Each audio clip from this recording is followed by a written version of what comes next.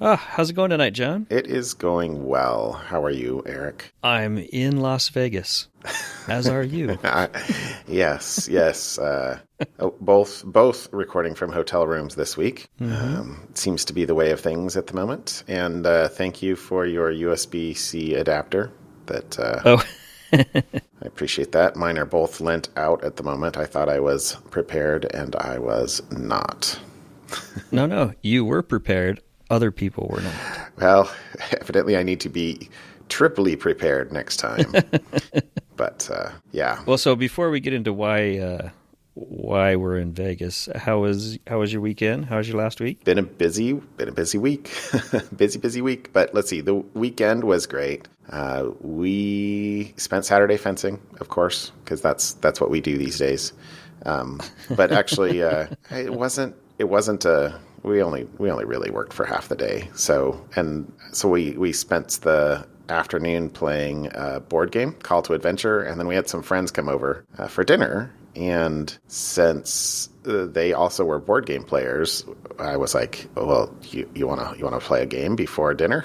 And then it was supposed to only take half an hour, but it wound up taking, I think, an hour and a half. And so, but anyway, we had a great time. Oh, fun. But if you haven't ever played Call to Adventure, it's a great game. It's kind of a hero building game, and it's fun. We're a little bit more slow paced. We played Sushi Go. It's a card game. I don't know if you've heard or seen Sushi Go. No, I haven't. It's kind of a fun little card game. You basically have a hand, and then every hand you pick a card out and then pass your entire hand to the person to your left, and then you just keep rotating.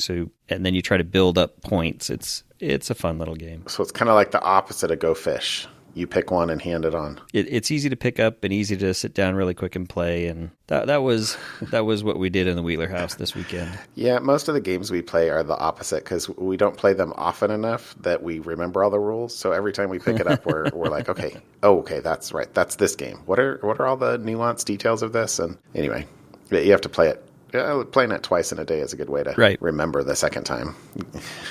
And hypothetically, it would have gone faster. But anyway, but it's much fun. Much fun was had. So we are in Las Vegas. The city of lost wages. As the airline pilot said as we got on the flight on Monday to head down here. I must not have been. I was on the same flight as you, but I was not listening. So I must have already plugged in and put on headphones and was going on. But okay. Yeah, I'm not a big gambler. And by that, I mean, I have, to the best of my knowledge, spent 50 cents, 2 quarters in a slot machines about 17, 18 years ago. Because that sounds about, that sounds about the extent of my gambling. I did read a book years and years and years ago. They might even have made a movie about it. I don't know. But it was... Is this the MIT? Yeah. They made a movie about it. It was a good movie. House. I don't remember what the movie was called. I think Kevin Spacey, and it was a bunch of college kids from MIT. Oh. I have to look up the movie. Okay. No, I don't know about the movie. I read the book. The book was good. Books are always better. I feel bad because I still have a pretty stringent policy of no movie before book for most books in the house. And my youngest kid, sorry, this is like a little story that you just reminded me of, though. But my youngest boy wants to watch the Hobbit movies, but I am refusing because he hasn't read The Lord of the Rings. And he's kind of on the side of, but I have read The Hobbit, and those are the Hobbit movies. And I'm like, yeah, but they're really going to spoil The Lord of the Rings for you. So you have to read the Lord of the Rings book first so that we can watch those movies at the same time. So it's kind of a little bit of Calvin Ball in my house, I guess, in some ways. I was going to say. Yeah. Yeah. I'm not sure which side of the argument I fall on there. Yeah, it's okay. So, hey, back to Las Vegas. Why are we in Las Vegas? Both of us work at McAfee, and this week is our annual customer conference. Empower 2019. That's right. And you and I have both been at McAfee long enough that we've been to a lot of Empowers. Well, or what was Focus before Empower. Right. And I really enjoy this week. I enjoy talking to customers. I enjoy showing the cool stuff that we're building and that we have built. I enjoy seeing the keynotes, and it's a fun week. I enjoy the nuggets of, I don't know if you call it wisdom or anecdotes or things that you pick up from some of the sessions or some of the keynotes that I hadn't thought of or known before that I find interesting. And so I just really wanted to share the one that I picked up this morning. I think you were in the same session. I did. If you remember this quote, it was, was it titled, Is China the New Russia? I think that was like a subtitle or something like that. A subtitle. Yeah, it was about cybercrime. Yeah, it was all about cybercrime and had a lady from the FBI. It was a panel, and it was a couple people from our advanced programs group who deal a lot with government and specifically the U.S. government. One of the questions came up about how do you distinguish between the different cyber criminals, and the lady from the FBI said, this is how I explain, and I'm paraphrasing what she said, of course, but she said, this is how I used to go into a room and explain to people how cyber criminals behave. So, and she would point to, the walls and the chairs and everything in the room that they were in, and she would say, so 5 years ago, if we were in this room, China would just come in and take everything from the room, the table, the chairs, the wallpaper. They just take everything from the room and then go away. Russia, on the other hand, would steal what they wanted from the room, but if you looked around the room, you wouldn't know what was taken. It looked, like no one had been there. And then she threw in an extra tidbit, which was, Iran, they would steal everything from the room and then put graffiti on the walls. And her point was that China now has moved more towards, in recent years, more towards the Russian model. And this is not China the country. I should have clarified. This is not China the country or China the government necessarily. This is cyber criminals from China or cyber criminals from Russia. You can debate and argue ties to governments, but I should be clear there that this is the cyber criminals from those countries. So I thought that was just an interesting anecdote that I had never heard before or thought of before. Thought it was funny. Right. Yeah. Another comment she made was, or in response to a question was, are we going to be prosecuting more for ransomware actors? And her main comment was they are. They're finding there's been a couple of major takedowns this year, and that they're putting people on or getting indictments, and struggles when many of the actors are from countries that don't have extradition agreements, but with an indictment in hand, if they ever go to a country that has a extradition agreement, they'll likely be picked up, and then sanctions and other sort of personal items are things that they can employ for other countries. But it was a good session. It's actually one of the for better or worse, I've been pretty busy this week, and I haven't gotten to go to many sessions, so that was one of the ones I really wanted to. And then I guess the other observation I've had, and I'm sure this is intentional, although I've never been part of the scheduling, but they seem to schedule the technical talks for 7:30 in the morning. So we're in Vegas, and like the real geeks are up at 7, so they can grab some breakfast and go to the 7:30 talks that they want to go to. So it's pretty funny because I tend to make the 7 o'clock talk or 7:30 talk, and then have other meetings and stuff like that I have to go to. Which is, anyway, it's all good. It's a fun week. Always interesting to get different perspectives and different information from areas that I don't necessarily are not part of my day job. Right. Yeah. It good. Much learning is had. So. You got a topic for me this week? I have two topics. While we're here at Empower, I thought something that would be interesting to point out is some research that our McAfee Advanced Threat Research Team and McAfee Labs have done on the Sodinokibi ransomware.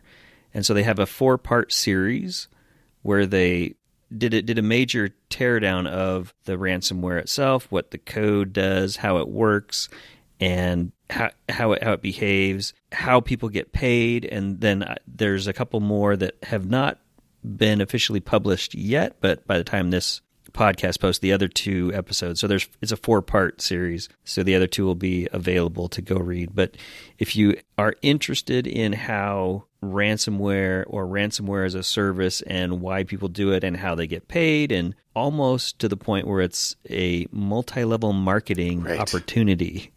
Isn't that crazy? It's quite fascinating.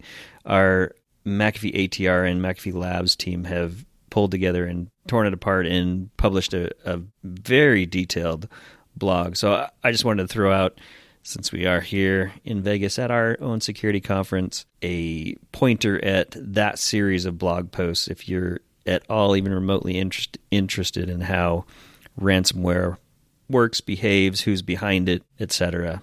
Go check out those articles, and we'll put them in the show notes. I actually haven't had a chance to read this yet, but this does look pretty extensive. We got episodes 1 and 2 so far. Yeah. So, and they do a great job of kind of explaining it in, I wouldn't say it's in layman's terms, but it does a pretty good job, I think, of explaining it and bringing the context out for the masses, as opposed to just the security industry geeks to get a feel for what it does and what it means. Right. And then my second article, so just kind of quick on that one. My second article was an article that just came out today of the Dutch police, as we mentioned with the FBI. You mentioned the person who had asked about, are we actually prosecuting anyone? This one is the Dutch police did a takedown of a hosting provider who was well known for hosting botnets and other cyber criminals, and you just kind of ignored abuse reports, etc. And so we're very lax, and it became known to cyber criminals as a safe place to host your stuff and do business. Huh. And it was in, I assume it was in the Netherlands. It was the Dutch police that came and took that down, and they arrested two owners of it. And so the servers were seized. The 2 guys were arrested in the offices of the hosting provider itself, and they had been collecting information and data about what they've been doing. You know, they were hosting phishing pages, crypto mining stuff, other malware. I mean, they were just hosting all sorts of bad stuff. They had DDoS botnets. You could rent their stuff to run scanners and other command and control servers. You know, it was all around a hosting provider for the cyber criminal underground.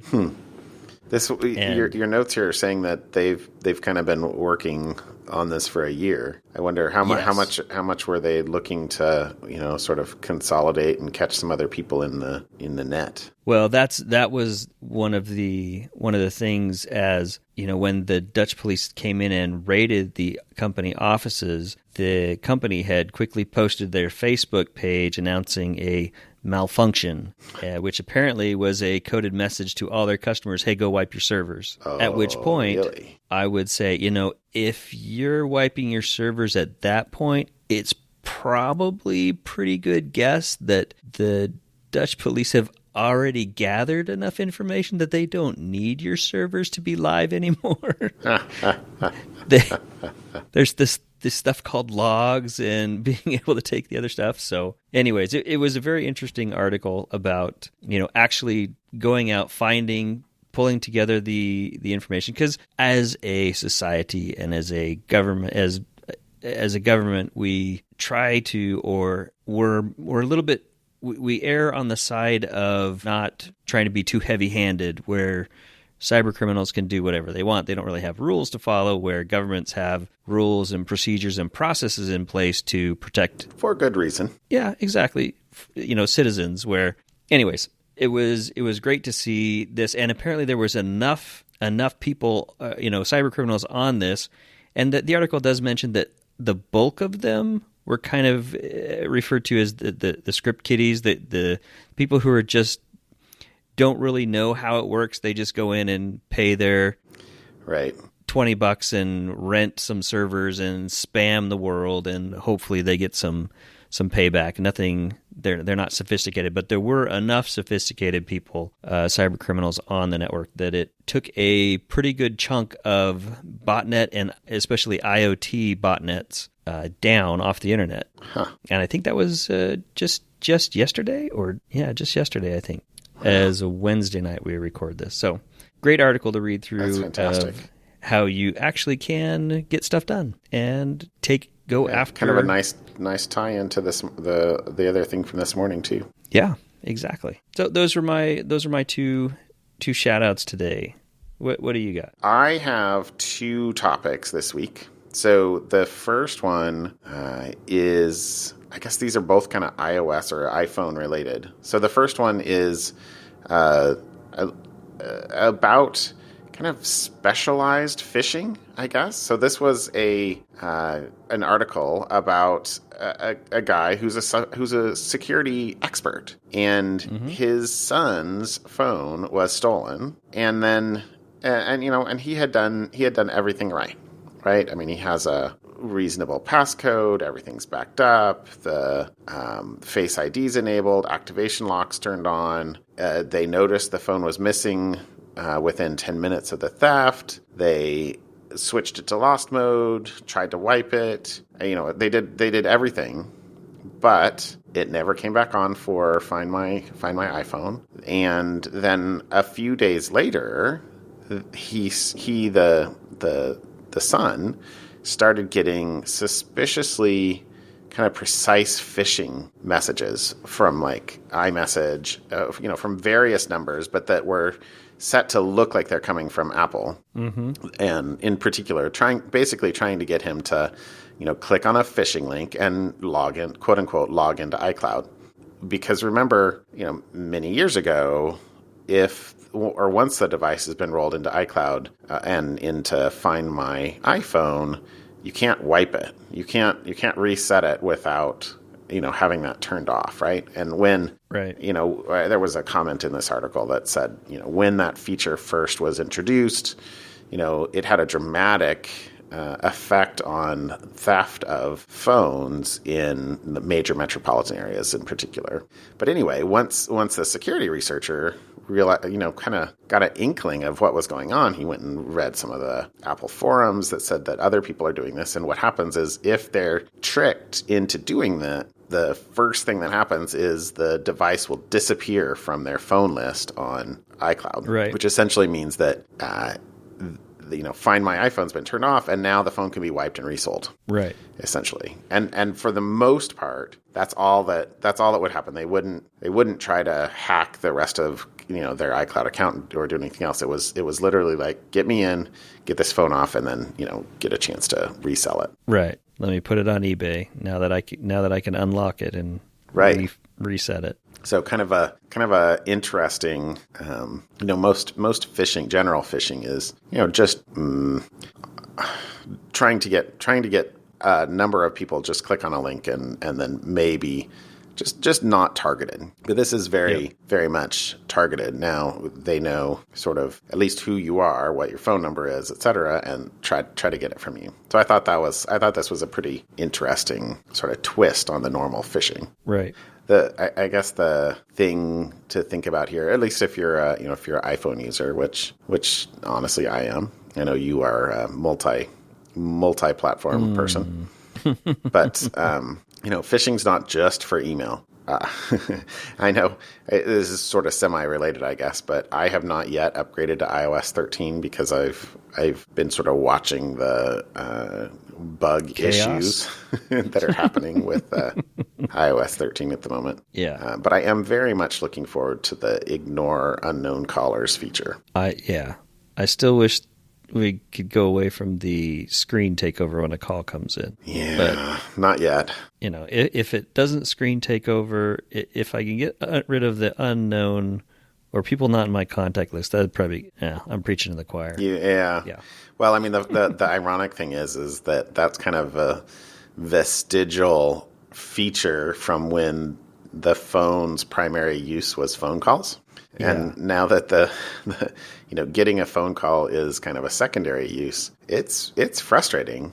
I guess I think I've complained about it on the podcast, or we've talked about this before, where I've had situations where I'm recording a video and somebody calls me and it kills my recording of a video. Like unless it's the second phone call from my wife, in the I ignored the first phone call because I'm busy, and then the second one comes in. I don't want to be interrupted when I'm recording something with, random person who has my number, and there are lots of people that do, calling me. Anyway, okay. Yeah. I'll try not to rant about that too much either. Okay. My second topic was also iPhone related, because this was the week that the Checkm8 hack was released. And I assume that you read about this. Yes, I did. This was an interesting one. And I think the link that I'll wind up putting in here, there was a bunch of articles about this. But the link that I will probably put in here is a link to a Ars Technica interview with the developer. And I don't know, I thought this was kind of the best summary, and also a little bit about, sort of in I guess I thought it was a him, but I don't know, in their own words, what sort of the implications are. So I didn't realize that it has been so long since there was a iOS jailbreak exploit. Yeah. This is saying that this is the first known iOS boot ROM exploit in 7 years. Oh, no. I'm sorry. I'm misallocating that. he had the same developer had a similar boot ROM exploit in 2017. That was the first one in 7 years, but it was of interest. It was of little interest, mainly because it only worked on the 3GS, which even 2 years ago was old. So it wasn't very practical. But this is very prevalent. It works on all of the phones from the 4S to the 10. Doesn't work on the 11s, but it could effectively jailbreak hundreds of millions of devices. And since the exploit is from read-only code in the boot ROM, Apple can't do an over-the-air update. So this will be available for in perpetuity on these older devices. Older devices that have already been manufactured. So as Apple releases new phones, they will presumably get an updated boot ROM that's not vulnerable. But it's not as bad as it sounds in some ways. Although it's very intriguing. But let's see, I guess the first point before I kind of get into the takeaways from the article here, that it's worth reading the whole thing. But there was the way that he discovered it was basically reverse engineering a silent patch that was put out a few months ago. So the way. Unfortunately, it's a fact of life that even with a responsible disclosure, right? Some well-meaning security engineer, including one of ours, right? You were just talking about our advanced threat research team. They find vulnerabilities. We believe in responsible disclosure. We disclose. We work with the vendor to deploy a patch, and then before the disclosure window's up, for example, let's say the patch happens to be ready within days or weeks, and the vendor starts deploying the patch. Well, fact of life, once the patch starts going out, people can look at the patch and look at what is supposedly in there, plus whatever else the patch might do, and can reverse engineer why, this patch, even if the company doesn't actually announce it until the end of the disclosure window, somebody can look and say, this patch is fixing this other function over here, which isn't listed here in, the fixes here, that are made. Wonder why that is. And anyway, that's right. It's a fact of life. And most things are probably released and disclosed on the same day. But even there, you have the window from, the time from the fix is available to the time that the fix is applied. But anyway, so this was discovered because of reverse engineering a silent patch a while back. But I guess the other thing about this, the reason why I say that it's of interest, and it's actually, it's exciting for some reasons, but it's not the sort of the end of the world, is it first of all, it does require physical access. You have to actually plug it into a computer and have physical access. And the second thing here is that it only allows tethered jailbreaks. So what that means is, you have to be connected to execute it in the first place, but it also isn't persistent. So if your phone reboots, it's back.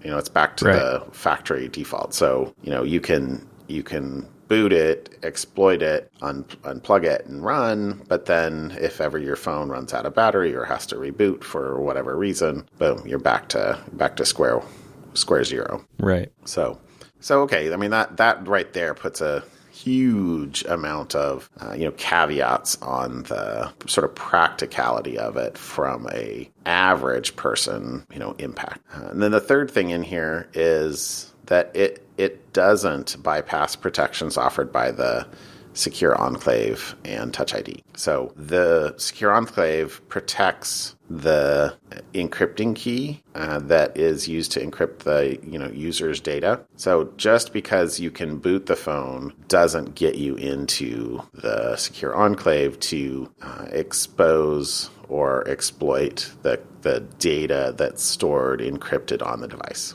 Right, so they can't go steal my biometric data and replicate Touch ID somewhere else because they stole the key to whatever they're using for my Touch ID for other devices or anything. Right.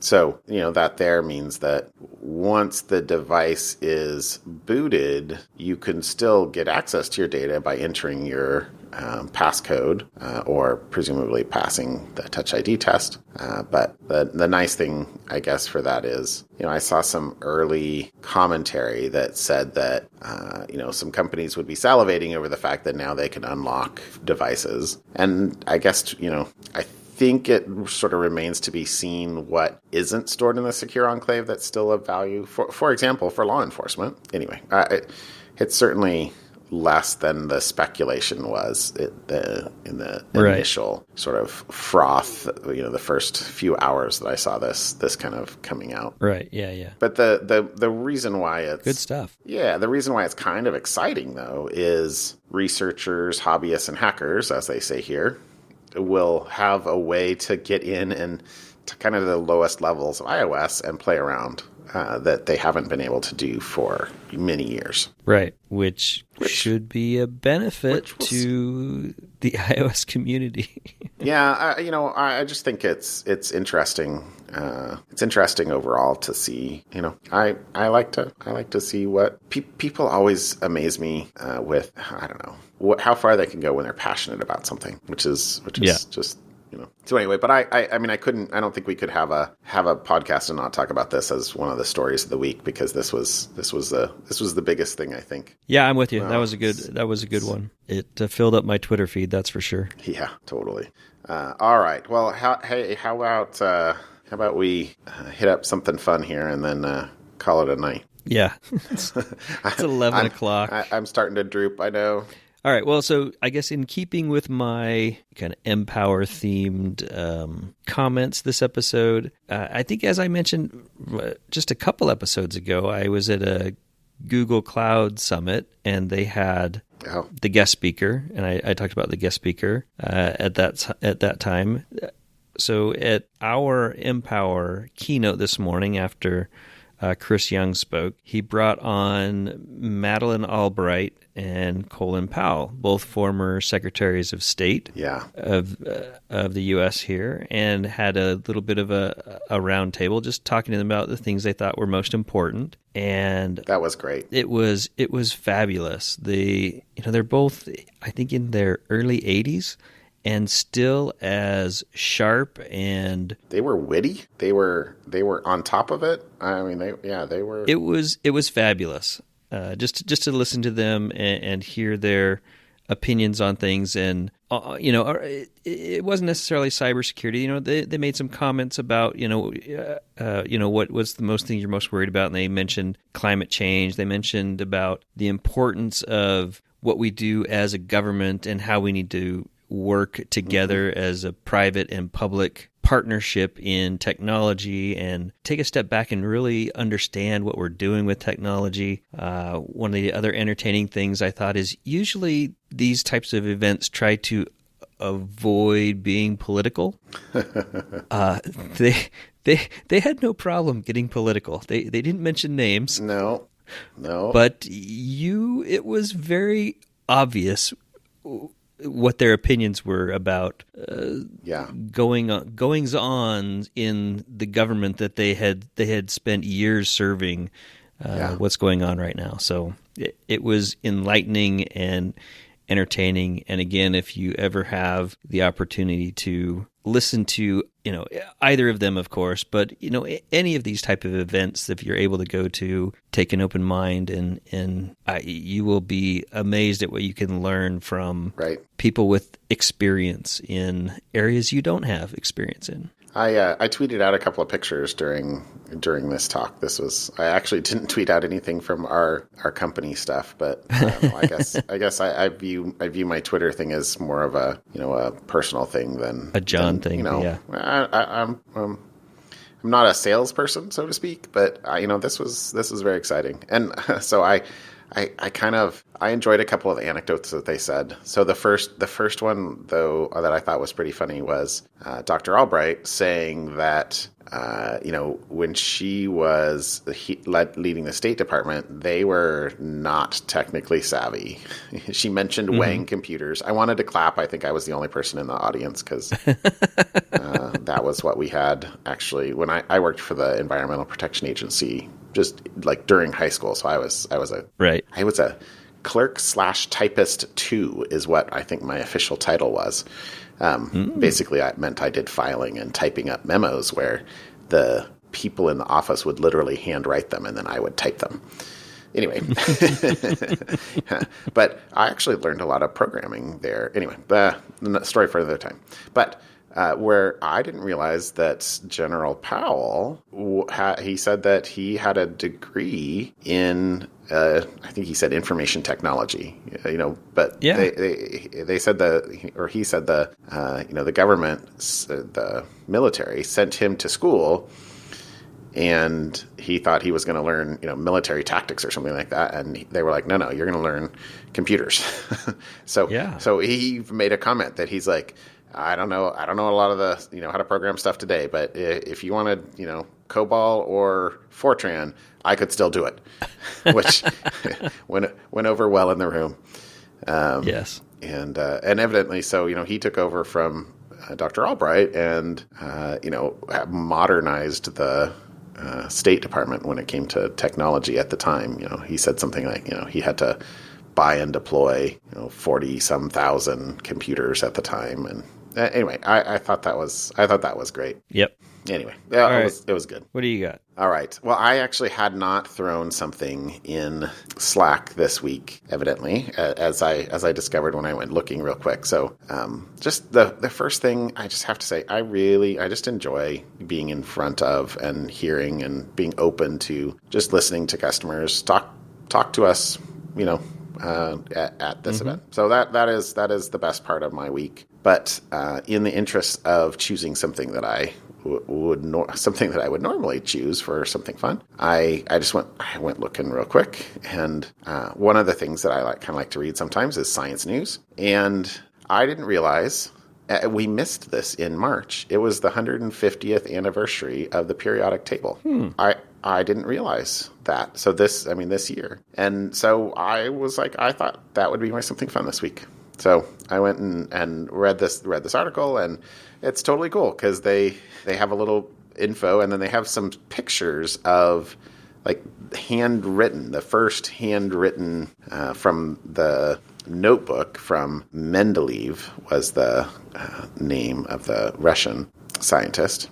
That from his notebook, and the quote was that the periodic table chemist Peter Atkins, is arguably the most important concept in chemistry.